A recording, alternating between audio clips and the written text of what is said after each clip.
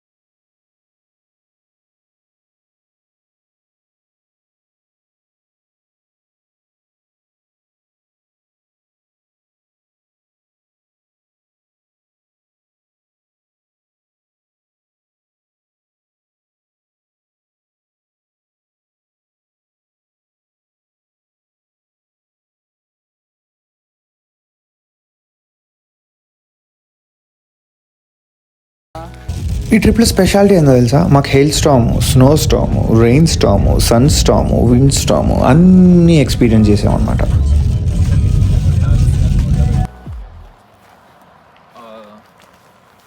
వాడికి వాళ్ళ చేతులు పోయినా మనతో ట్రిప్కి వచ్చాడు.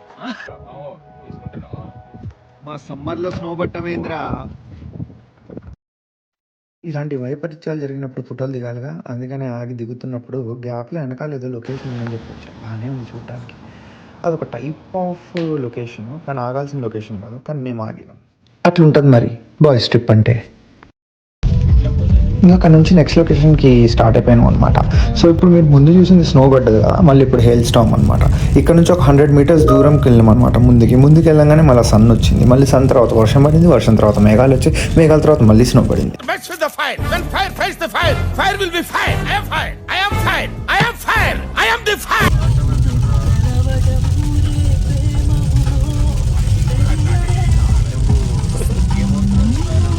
ఇప్పుడు మీరు చూసే సీన్కి వెనకాల బ్యాక్గ్రౌండ్ పాటకి బాగా సింక్ అయింది.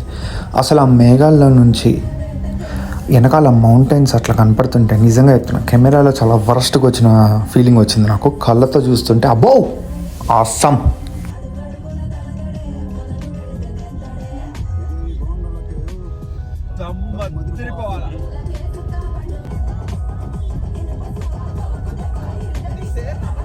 ఇది మేము మా థర్డ్ లొకేషన్కి వెళ్ళే దారిలో ఆగామన్నమాట.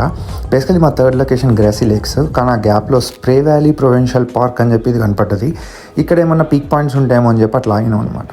సో ఫొటోస్ తీసినాం, చాలా వీడియోస్ తీసినాం, కానీ బేసికల్లీ చూడటానికి బాగుంది. కానీ దాన్ని ట్రెక్ చేస్తే ఇంకా హైలైట్ ఉంటుందంట. అక్కడ స్నో ఆల్మోస్ట్ 0 degrees ఉంది వెదర్, సో చేయలేము. అండ్ 20 kilometers ట్రైల్ అది. మనం 20 kilometers ట్రైల్ చేసినాక బేసికల్లీ అక్కడ పడుకోవటమే, మళ్ళీ క్యాల్గరీ తిరిగి రావటం ఉండదు అనమాట. సో అట్లా పైనుంచి చూసి ఫొటోస్ దిగేసి వచ్చేసినాం. ఇది Grassi lakes upper view point, పైనుంచి గ్రాసీ లేక్స్ చూస్తాం అనమాట. అట్లా స్నో పడుతుంటే క్లౌడ్స్లో నుంచి ఆ లేక్ని అక్కడ నుంచి చూస్తుంటే